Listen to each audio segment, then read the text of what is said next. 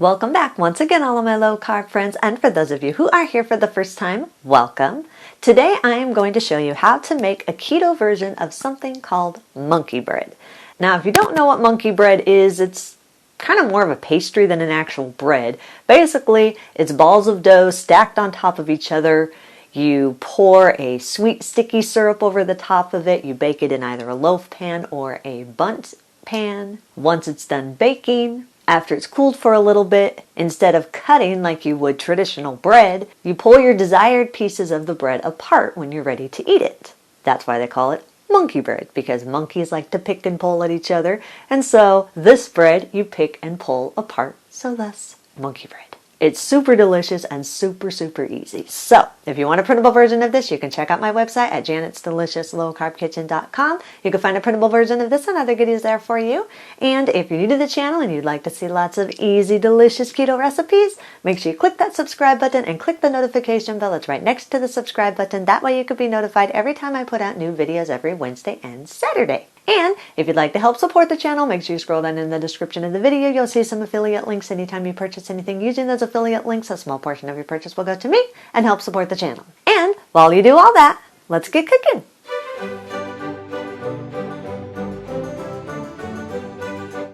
Preheat your oven to 350 degrees. Generously spray a 9-inch bundt pan. If you don't have a bundt pan, you can use a 9 by 5-inch loaf pan. If you do use the loaf pan, then make sure you line it with some parchment paper and allow the paper to overhang on the sides so that it's easier to lift the bread out once it's baked. Then set your pan aside.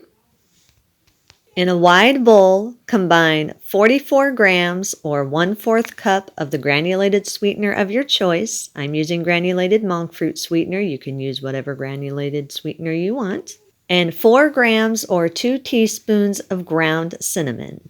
Use a fork and stir these all together until they're fully combined. Then set the bowl aside. In a small microwave-safe bowl or a large microwave-safe measuring cup, place 6 tablespoons of butter. I usually cut it into 2 portions. This just helps it to melt easier.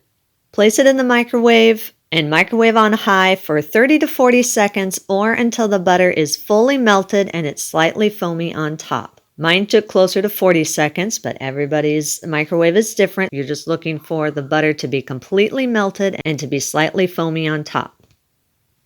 Once it's melted and foamy, remove it from the microwave and use a fork and give it a little bit of a stir.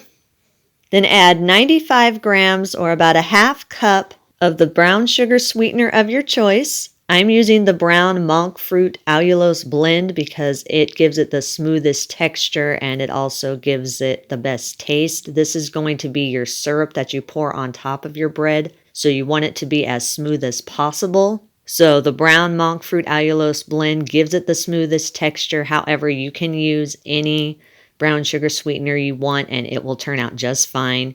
It just might have a slightly little bit more of a grainy texture if you use any other brown sugar sweetener, but it'll still taste great and work just fine. Use a fork and stir the butter and the brown sugar sweetener all together until it's fully combined and smooth. Then set it aside. In a medium bowl, combine 118 grams or 1 cup of coconut flour, 46 grams or 1/4 cup of golden monk fruit sweetener or brown sugar sweetener of your choice. You can also use granulated sweetener instead if you prefer the granulated sweetener as opposed to the brown sugar sweetener. I like the brown sugar taste that the golden monk fruit gives, but it'll still turn out great if you just use granulated. That is up to you there. Add 13 grams or 1 tablespoon of baking powder, 3 grams or 1 teaspoon of xanthan gum. You do need this. It gives it a nice smooth texture. It also helps the dough keep its shape better, so you really do need to keep the xanthan gum in. Add 2 grams or a half teaspoon of salt. Sift or whisk these all together until they're fully combined and there are no lumps in the dry ingredients. Carefully pour the dry ingredients into the bowl of a large food processor. Now you can, if you want to, sift the dry ingredients directly into your food processor bowl rather than sifting into a mixing bowl and then pouring into your processor bowl. For me, it's just easier to make sure that it's sifted together with no lumps if I put it in a bowl first and then pour the dry ingredients into my food processor bowl. But that does dirty up an extra dish, so if you don't want to dirty up that extra dish, you can just sift your dry ingredients directly into your food processor bowl. Just make sure there are no lumps in your dry ingredients.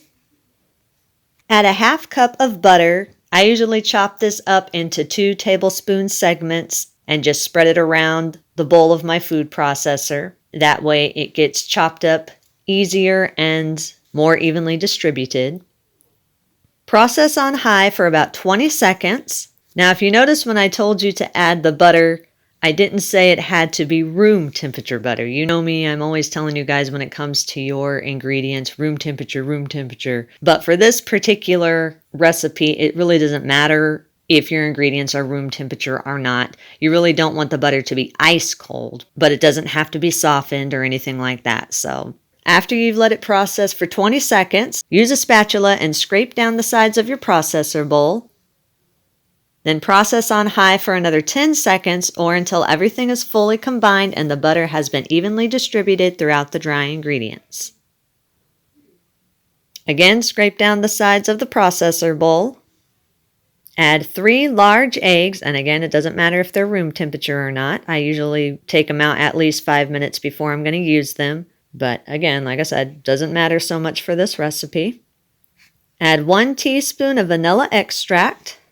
Process on high for another 30 seconds or until the mixture is completely smooth. Again, scrape down the sides of the processor bowl. Add 4 ounces or a half cup of the milk of your choice.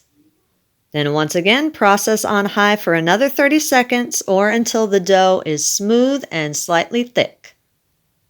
Once your dough has been fully combined, scoop your dough out 1 tablespoon at a time and roll it into a tight, smooth ball.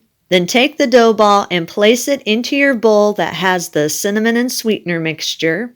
Gently roll the dough ball around in the cinnamon sweetener mixture until it just has a very light coating of the cinnamon sweetener around the outside of the dough ball. It doesn't have to be a thick coating, just a real light dusting. This is going to help your bread not stick to your pan, but it will still stick to the other dough balls that are put in. Once the dough ball is coated with the cinnamon sweetener, then place it into your prepared pan and repeat the shaping and coating until all the dough has been shaped into balls and coated lightly with the cinnamon sweetener mixture and placed very close together into your pan. Make sure the dough balls are very close together. Once you've filled up the bottom of your pan, start stacking the balls on top of each other. So you don't want them to be smashed or squished, but you do want them touching each other and very, very close together.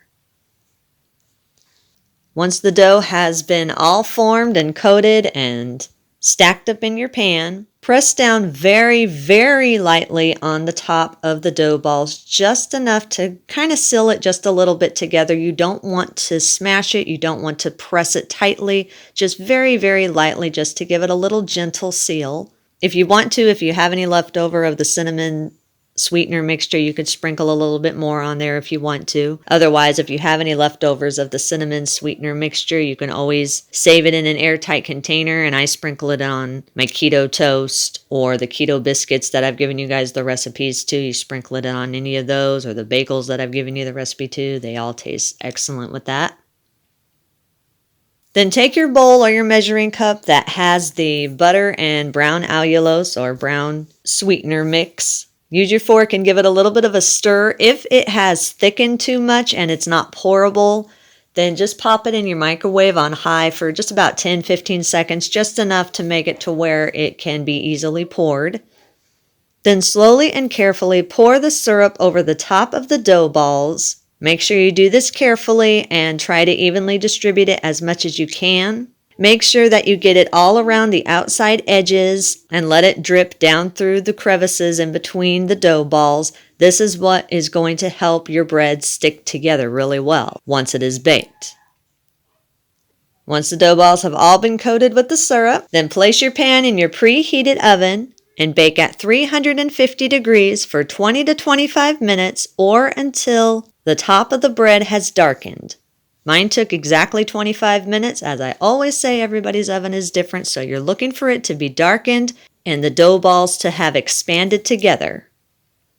Once the bread is done baking, remove it from the oven.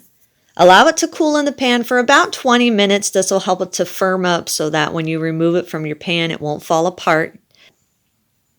After 20 minutes, the bread should still be warm, so remove it from your pan and place it on the serving platter of your choice. The easiest way to do this is to take a butter knife and gently loosen the edges of your bread from the sides of your pan.